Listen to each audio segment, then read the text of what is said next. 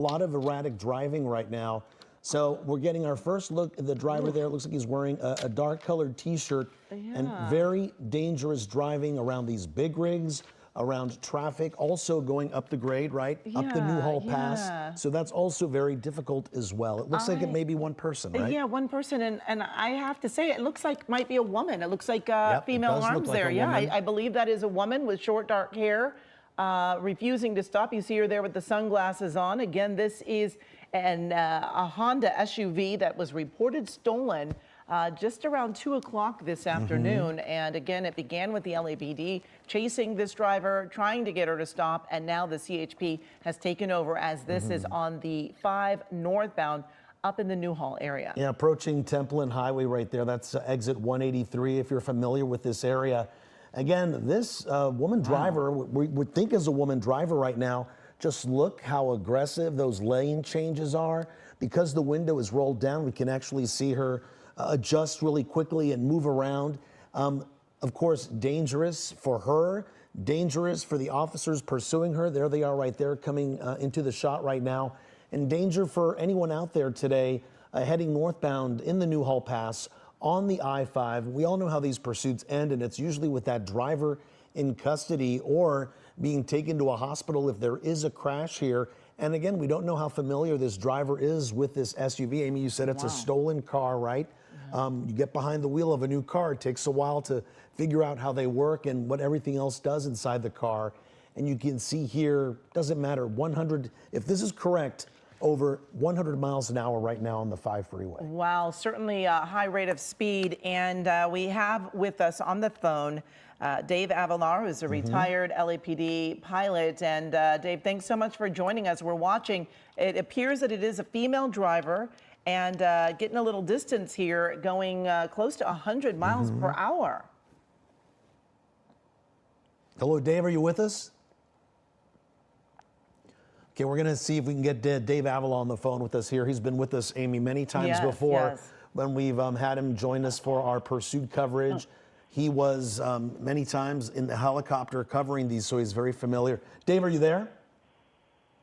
Yes. Do you hear me yet? We hear you loud and clear, Dave. Thanks for being with us this afternoon. I think you're watching exactly what we're watching, a female driver of this stolen SUV. It looks like maybe she's putting on a put on a sweater or a sweatshirt there, covering her arms from maybe the sun that's you know, going through that windshield there. 100 miles an hour, Dave. What's your take on all this? This is really dangerous driving.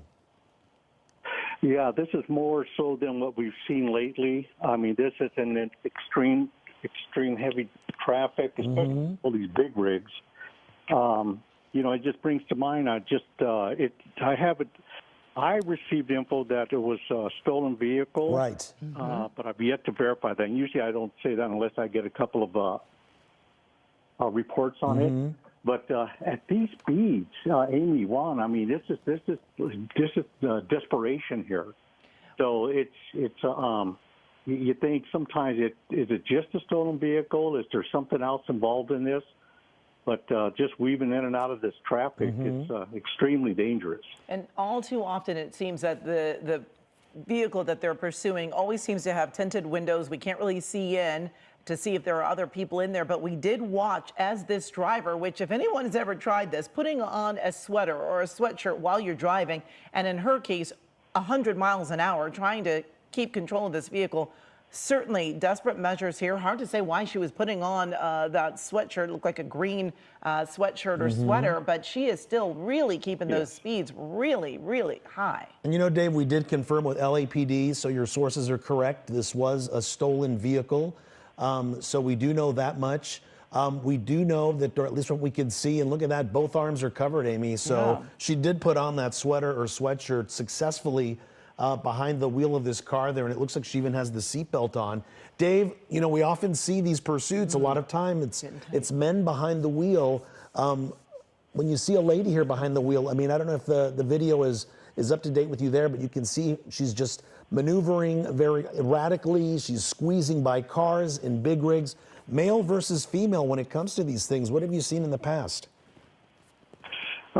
The last one I can remember is the one that I believe was on the 10th freeway where she crashed into that big rig at the end. That was a female. So yeah, you're right. I mean, that's why unless we get actual visual or my partners on the street tell me that it's a female, I'll usually say the suspect. But here it looks like has been verified. It is a female in that vehicle. No doubt she's got that pedal to the metal, and she's not letting up. Now, the one thing about CHP, as we all see, and every department has their own rules and regulation. They all play out the same game plan, but they usually don't give up on these, and it looks like they're not going to on this one. Not at all. And certainly keeping those high rates of speed, just whizzing by all of those big rig trucks out there, and again going on the shoulder. I mean, really aggressive driving at such high rate of speed. And when you're on those shoulders, we know, ooh, wow, look at that, just so aggressive. There's so much debris in those shoulders. You know, it's not like the street sweepers are out there regularly, and so there's no telling what you might hit in that shoulder. But she does not seem to be having any problems. Really just making very aggressive moves, maneuvering here in and out of traffic, going so close to those trucks and in by those big rigs and a school bus. It just is so dangerous for everyone that is on the roadway, as you were saying, Juan. And you know, our Mike Rogers will be joining us here in just a moment to continue this breaking news story of a pursuit of a stolen vehicle right now on the I-5 Freeway northbound, Vista del Lago Road in Newhall. Again, at such incredible rates of speed. And you know, Dave, when you see this and just the way this driver is driving, it seems like the pit maneuver is out of the question. Forget about spike strips, right? Because she'll probably just drive around them. Exactly. What's the plan when you see somebody driving so quickly? Look at that. She missed an exit, almost hit a guardrail there. She just got out of the way in the nick of time. What's the plan here? It looks like it's just going to be what we're looking at, Juan, and that's the CHP, as I mentioned. They're going to stay with this as long as they can. They get we have the air unit overhead, which relays all the information to the ground units. They're speaking to their watch commander, their incident commander, and you know, back at the station, or even like with CHP, you know, it's like LAPD. They have the primary, secondary, then they have a supervisor. And that supervisor in the pursuit is usually the incident commander. If there's not one there, then it's the watch commander back at the desk.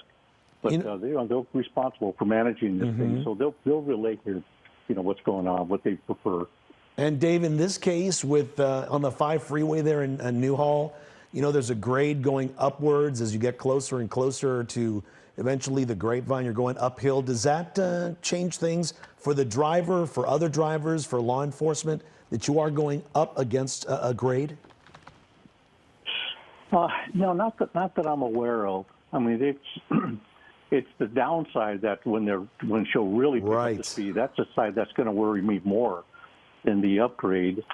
And of course, you know, with the CHP, they have stations all up and down the California area. So when this unit says, "Hey, I'm getting low on fuel," this black and white, they'll just pass it on to the next one, and they'll just keep following this thing. And the other thing too is with the helicopters, we work with other agencies where if our helicopter says, "Hey, we're getting low on fuel, we got to peel off, we got to go get some fuel," they'll ask another one to come in and take over the pursuit, which they'll do willingly. Well, and another thing too, Dave, as you're probably seeing, clear skies, sunny conditions, that doesn't limit the helicopters from flying closer and closer up and over to the pass, just to keep you know, a safety distance from the hillsides there. So law enforcement helicopters, just like our news chopper, Sky 9 right here, SkyCal, they can continue following this as long as possible, right?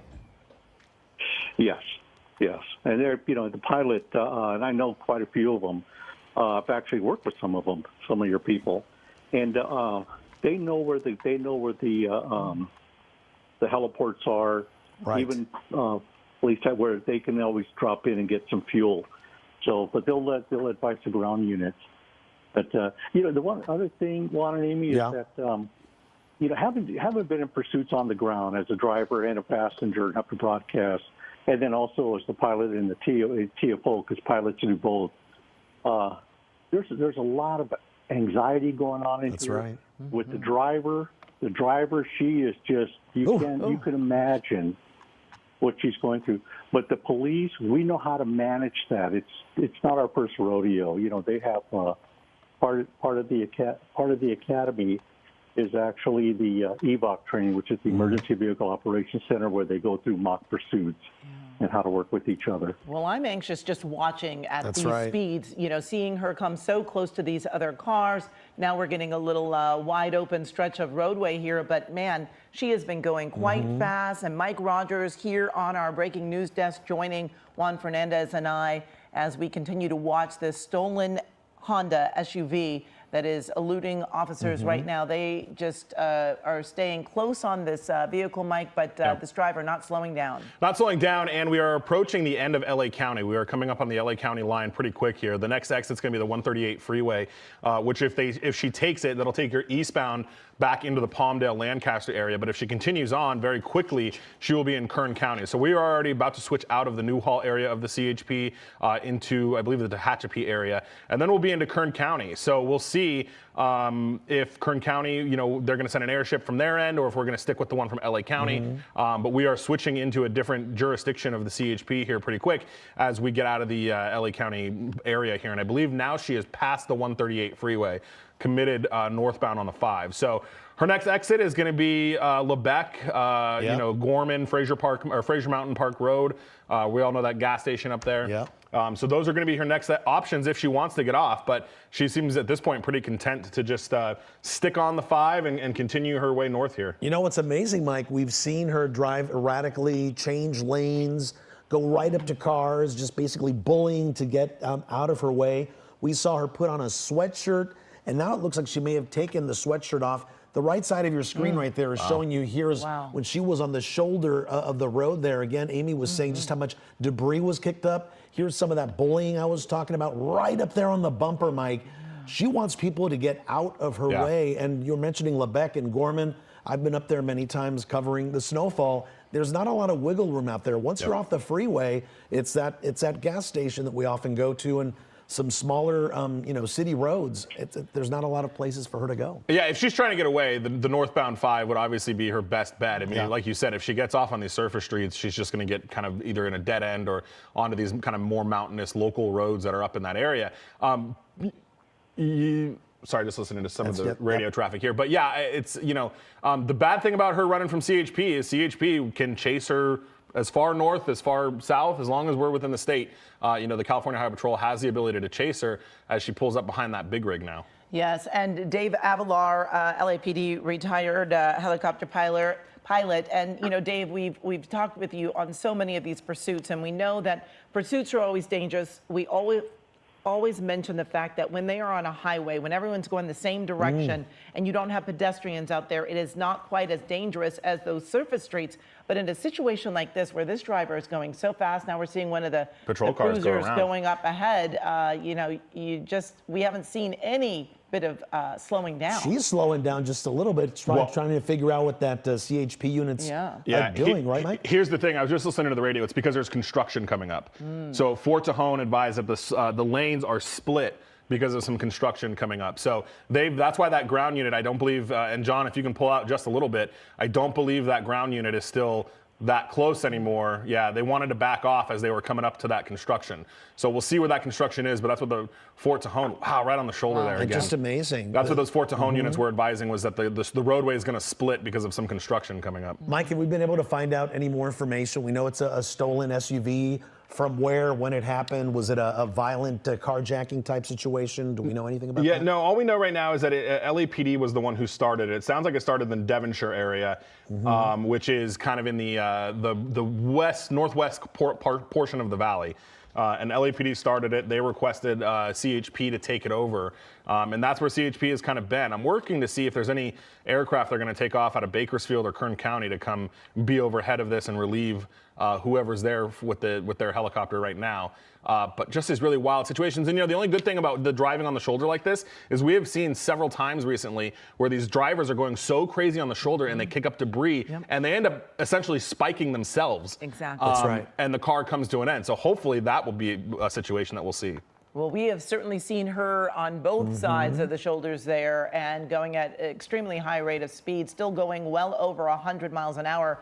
And Dave Avalar, oftentimes when these drivers are going so fast, we know that the cruisers will back off a little bit to see if the driver will slow down. But There's in that this case, construction. it doesn't seem like it's impacting her at all, whether a cruiser is No. right behind her or back a little ways.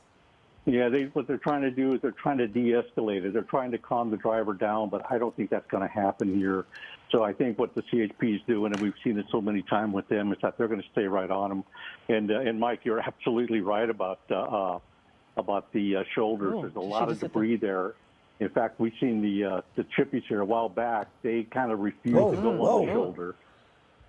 Wow, Dave, let me tell you, like Amy says, just from us here on the desk, the anxiety level that we're experiencing just watching this car narrowly miss some of those orange cones or dividers there. Mike was saying that those split lanes. I think, Mike, this is what we're looking at. Yeah, Between wow. them. That's what we're seeing. Yeah, that's, my that's what God. the CHP was worried about. And hopefully, I mean, we see the cones. Hopefully there are no workers in the middle of the freeway here having to navigate getting out of the way of this person, because clearly she is unwilling to follow any kind of rules of the road here. She's up on the shoulder. Oh, gosh. Yeah, the Fort Tejon unit said they're going to try to pick it up once she gets out of this construction area. But at this point, it doesn't appear that there's anybody right immediately behind her on the ground. Yeah. They are aware. The CHP is helping. We are essentially helping CHP. I do hear them talking about how they are watching this on TV to kind of keep an eye on her as well. So that's why you don't see any of those. Yeah, they're asking the Newhall units to get out of this and stop chasing her, and then the Fort Tejon units will pick up somewhere as we cross the Kern County line now into Kern County. What's the difference in area, Mike? Do you know, Fort Tejon versus Newhall? Yeah, Fort Tejon is at the very, very top of the Grapevine on the Kern County side. Okay. Newhall will chase it all the way up to the 5. Newhall is Palmdale, Lancaster, Santa Clarita, north to the LA County line. And then the Fort Tejon units are on the other side of the county line in Kern County, and then you'll get into the Bakersfield units once she gets further down. So we are within Kern County right now, just passing Lebec. Look, amazing. Lebec to Tehachapi there on our map, Yep. on our map tracker. Incredible just how much distance she's covered in the time that we've been on the air here. You were saying it started in the Devonshire area here. Yep. Now we're heading into a whole other county. Yeah. So, my goodness. And again, just very dangerous driving. And some of these drivers on the road just have zero idea what's just coming up behind them. And you can see there's fewer lanes there for this driver to get, around traffic. I mean, again, the anxiety level is high for officers, for that driver, and for anybody watching this, really. And she's just so aggressive. And when you have the cruisers close behind and you hear the sirens and you see the flashing lights, you're made aware as a driver That's that right. something's going on. But when those cars back off and she's just flying up behind you, we've all had one of those speeders come up behind us. You're trying to change lanes and then all of a sudden there they are. Whoa. So this is very dangerous. If anyone makes a quick lane change, she's right there. And there's a lot of fishtailing there, Mike. You Yeah. can see when she basically goes off the asphalt there of the freeway and kind of hits the shoulder. There's a little bit of she loses control for just a second. Fishtailing, which again makes it all that much more dangerous for anybody who might be near her if she does lose control of the car. Yeah, and the whole design of what's tracking mode or surveillance mode is to get these people to slow down thinking they're not being chased. There are no units really within eyeshot of her at all, and that is clearly not impacting her in any way. She is uninterested in stopping whether or not there are units behind her. Thankfully, it looks like we're out of that construction zone now, so we'll see if any of the Fort Tehachapi units get involved. I did just hear that there is still an LAPD airship that is overhead of this, which is obviously way out of their area now. I did hear them try to request somebody from Kern County, either CHP Kern County or maybe Kern County Sheriff or somebody that can come in and replace that LAPD ship, as they are well out of their kind of area now. I did also hear something about Air 5-1, so we'll see if they're going to kind of try to catch up to this as well. But that LAPD ship, still going with it. They're on the radio with the Fort Tejon units, who are probably going to try to get into place now. The Newhall units backed out when they got into the construction zone, but well over triple digits here on a very dangerous stretch of road, even at normal speeds. And Mike, this is a case where they're not going into tracking mode or letting this driver think, okay, hey, you got away from us. Yeah. We'll catch up with you later.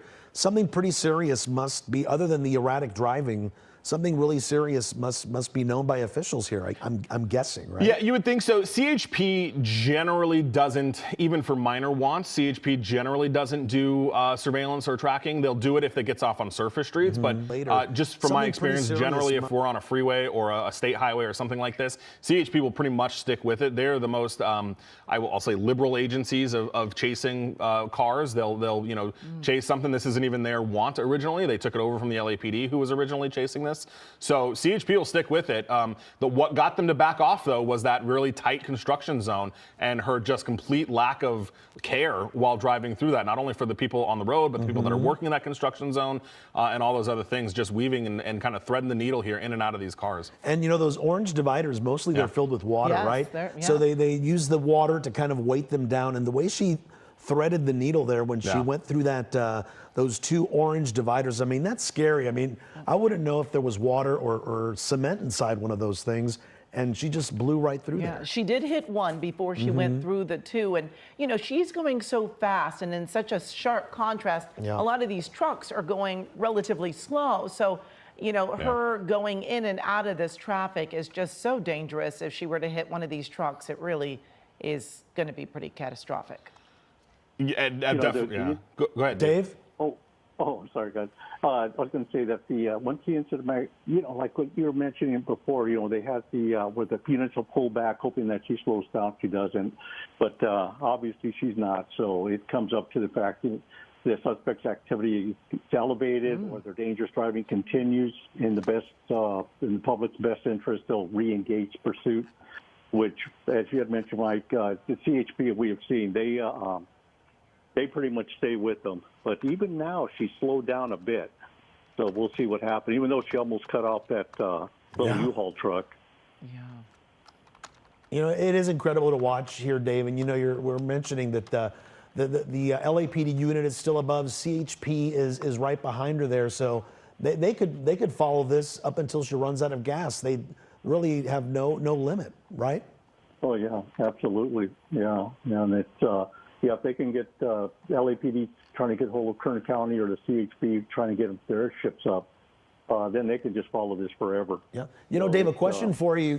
Mike was telling us that CHP is actually watching our choppers, SkyCal, and keeping tabs on what's going on here. In your time in the chopper there, if you had to pull away or go to another location or just refuel, how oftentimes did you use media helicopters as a partner in law enforcement? I'm sure we had, but to tell you the truth, when it comes time for that, I'll just tell my partner, say, hey, partner, we're getting low on fuel. I can make this airport over here with the required amount of fuel because you're supposed to have so much fuel when you land.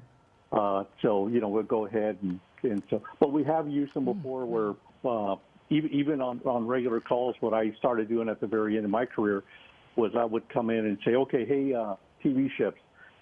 Police 3, I'm going to go ahead and take everything from, she's getting say, 900 feet down, and you got everything above. Dave, you might be on a delay, but it looks like she's getting off here on exit 219B. Looks like it's Laval Road. Mike Rogers, what's going on here? Yeah, so Laval Road, there's a any station there. But I can't tell, did she transition? She may have transitioned down to Wheeler Ridge. So the outlet's at Fort Tejon.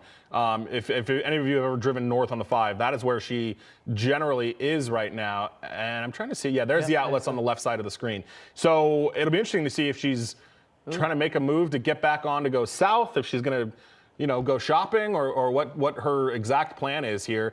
Through the intersection, Thought she was going to do a U-turn there, Mike, as you were saying, to get back onto the freeway, but she's basically moving farther and farther away from the freeway, right? Yeah, and I'm trying to figure out Laval Road.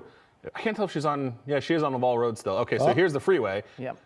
Now, did we join it southbound? Yeah, we're back southbound. Okay, so we're going to come back to where we started. Yes. Made it all the way to Kern County, made it to the outlets at Fort Tejon, and that was good. And she's on her way back. So now we'll see, all those CHP units that were at the LA County line that stopped there. We'll see. Waiting. Yeah, they're going to be in a great spot to pick her back up. Yeah, but unfortunately, when she got off like that, that's an opportunity for pit maneuvers, for spike strips, but none of that's going to happen at these speeds on a freeway.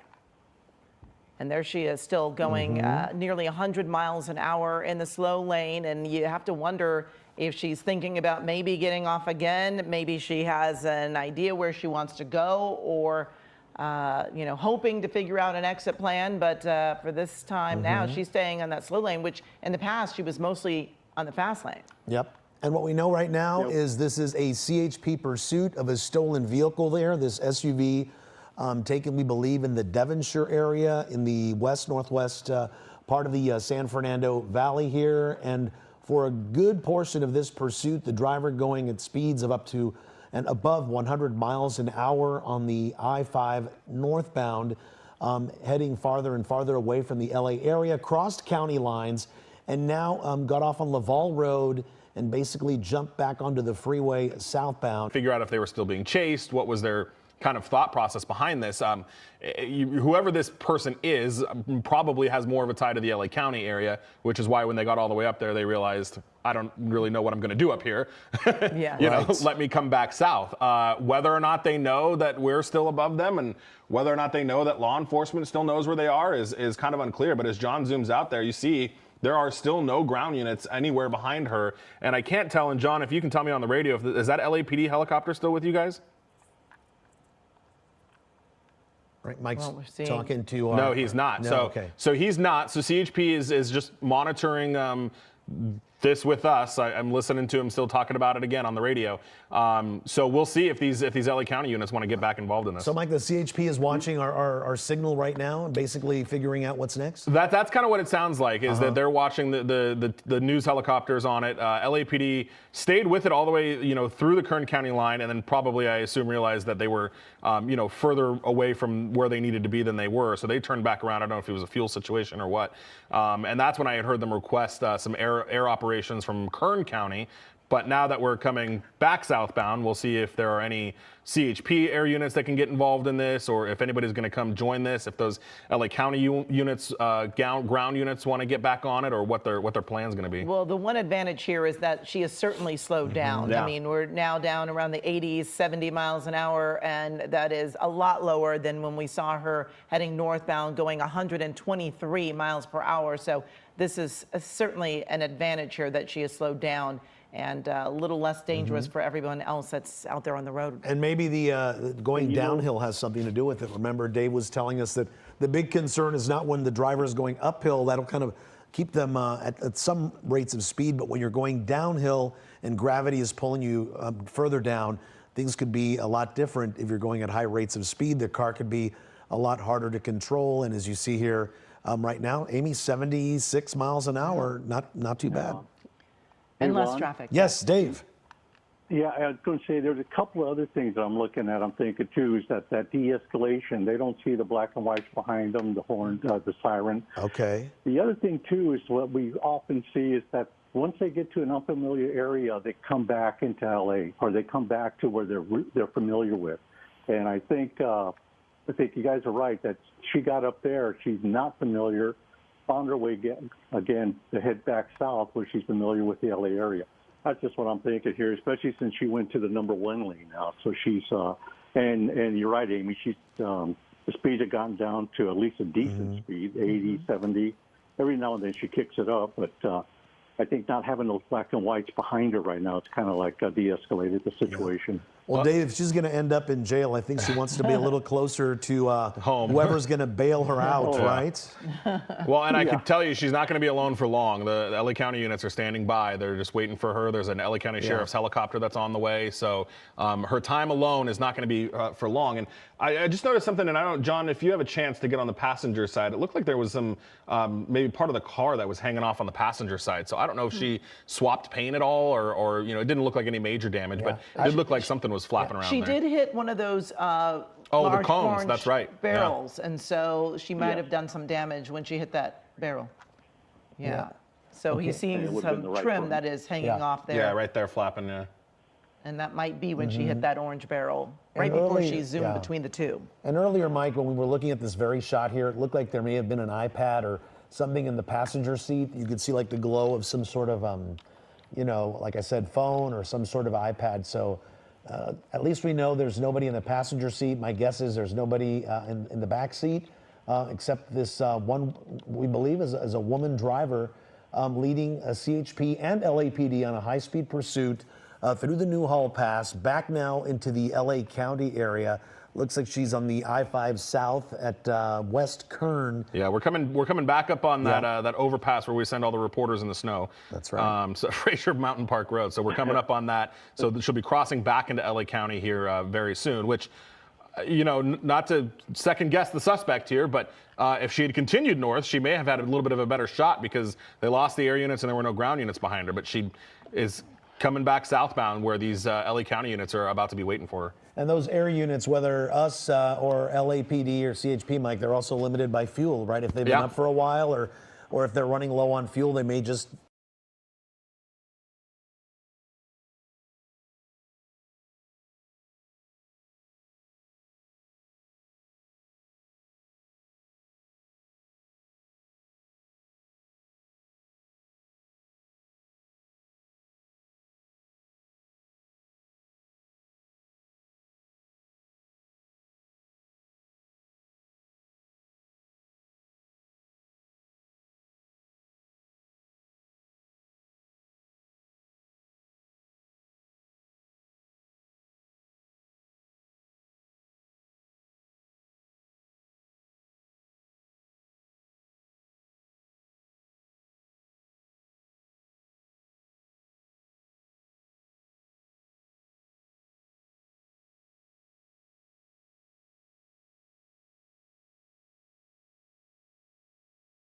so far, no units. I am monitoring the CHP chatter on the radios, and I'm hearing that the units are in position up ahead. So okay, there's one right there that just got on the freeway. So that's one of them that was in position.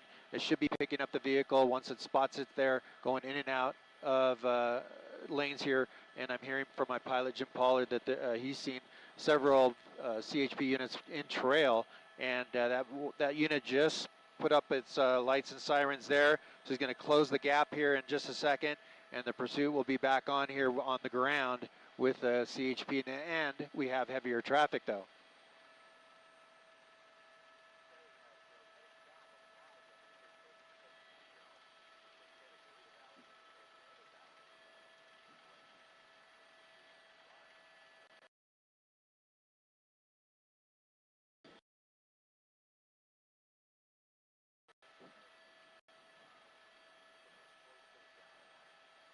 Yep, absolutely. You're seeing the distance there this CHP is keeping from the vehicle, just keeping that space there even, and we'll see.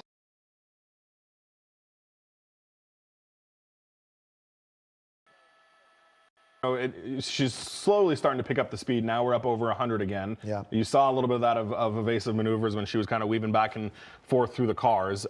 So we'll see. I mean, this is not obviously the situation that we want, but remember how long, even after they backed off, how long it took her to finally stop driving, kind of as crazy as she was. But here we are at 120, all lanes of traffic now back and forth across the southbound 5 as she's going to thread the needle between these big rigs and these cars and really going at it. And unfortunately, we're going downhill where she's not going to have to use as much gas as she was before.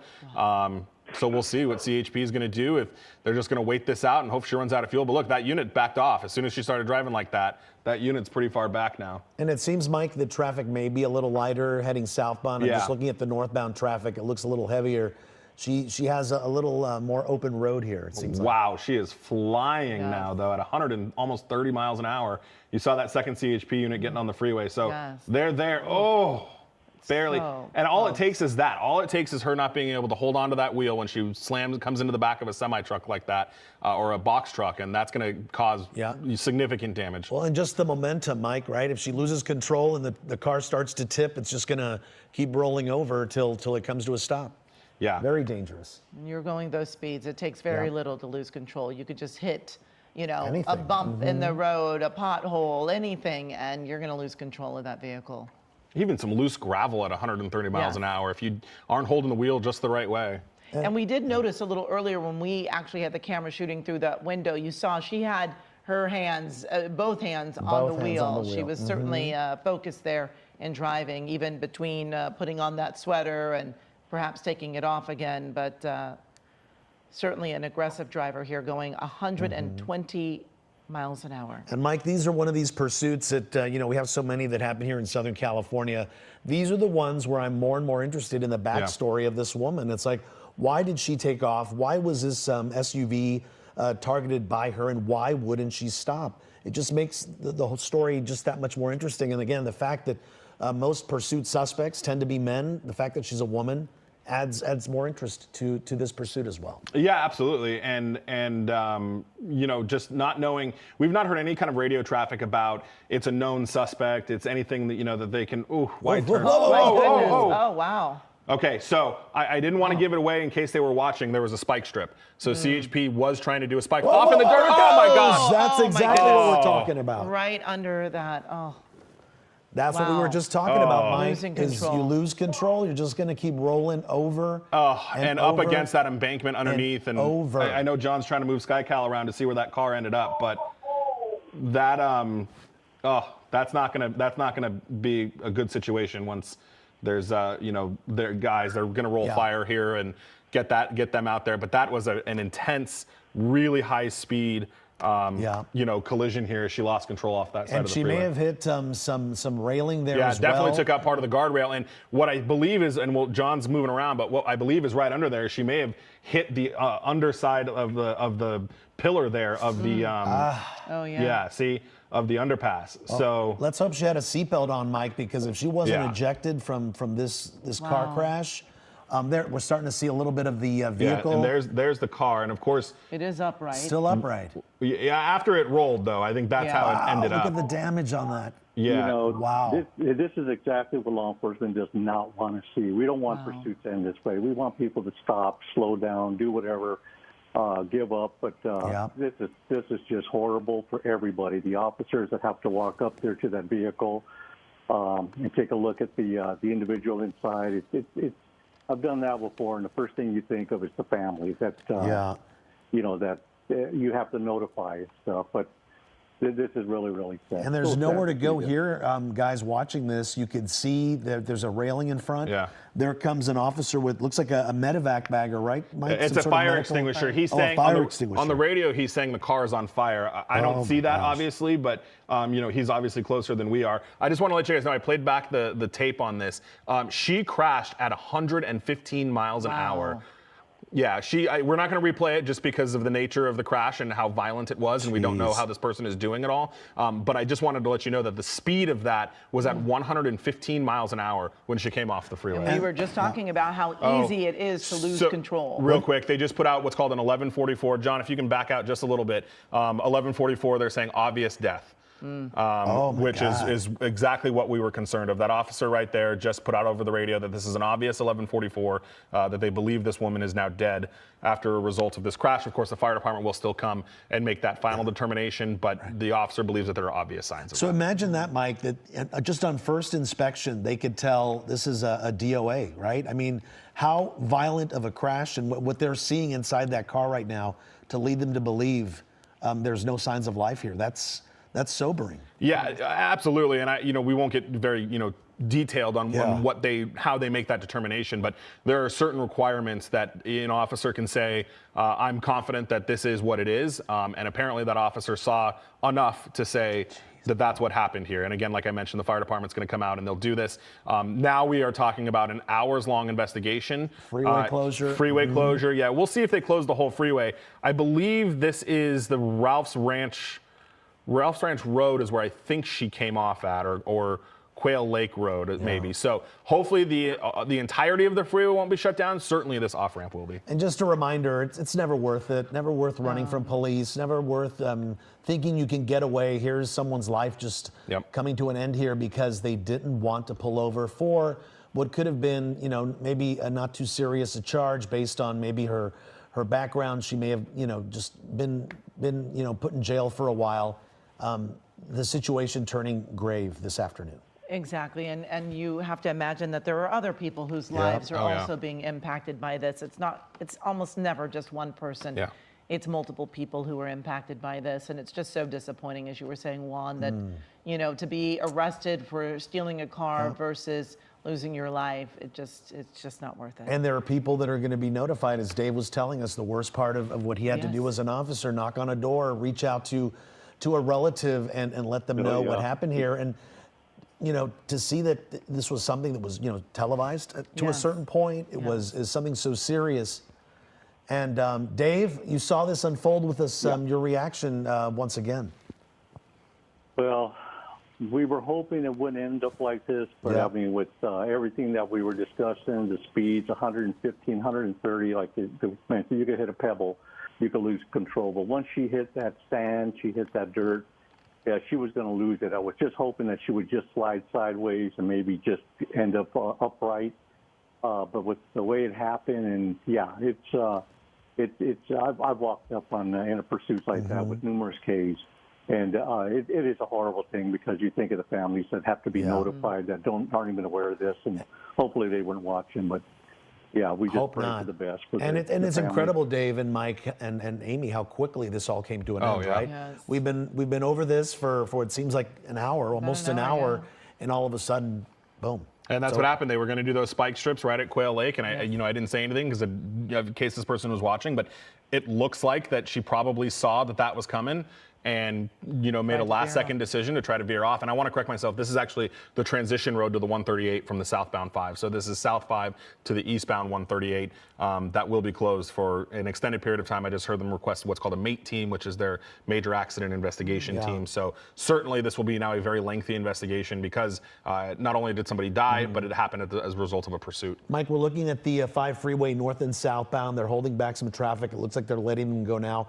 Once again, just for our viewers, anybody traveling southbound, this is the transition road to the what? Just to the 138. This is southbound 5 to the eastbound 138. So if any traffic's going to be affected at this point, it looks like it's going to be that transition road to the 138. It will, and I don't know. There's probably there is an alternate. It looks like Gorman Post Road. It's a little frontage road. They can get off at Gorman, and they can take that southbound and connect back up with the 138. Past that. Yeah, and look, our map tracker is showing, just like you said, Mike, Ralph's Ranch Road, Zenobia Way on the other side, and there's the I-5 Freeway. Yeah. Yep, and that's going to be like that for a while now. Quite some time we can expect, and let our viewers know that stretch of roadway will be closed for hours. Sure. Definitely something you want to stay away from. So, Dave, we know what's happened here. Mike was saying that the MATE team is going to be coming in to investigate this. How long do you expect this to play out tonight? It's going to be quite a. I mean, it's going to be minimum 3 hours. This is just my personal experience, and it's going to be because they got to get the detectives to roll in from wherever, and whether it be from up north or down south, they'll have to come in and they got to map out the whole. We're not even talking about the regular pursuit. We're just talking about the exit where she lost control. You know, so they're going to have to just roll out and see how many feet it was. Yeah, measure everything. Measure it. Yeah, the speed, the distance, where she struck in it. You know, how many times it turned. So yeah, it's going to be quite a long time. And either this question for Dave or Mike, do we think maybe she hit that second pillar there? I mean, she came around and the way she kind of ended up between the pillars, I'm trying to figure out, you know, what she first hit because there's so much damage on the driver's side of the SUV. Yeah, so I'm just, and again, we're not going to show it to you just because of the nature of what happened, but she came off the roadway and hit the gravel. And as soon as she hit the gravel, she started spinning. And then she went head on into the guardrail that John is showing you right there and then rolled at least once before coming up against the pillar here. My goodness. All right, we want to thank our viewers for staying with us with this breaking news coverage here. We'll have the very latest.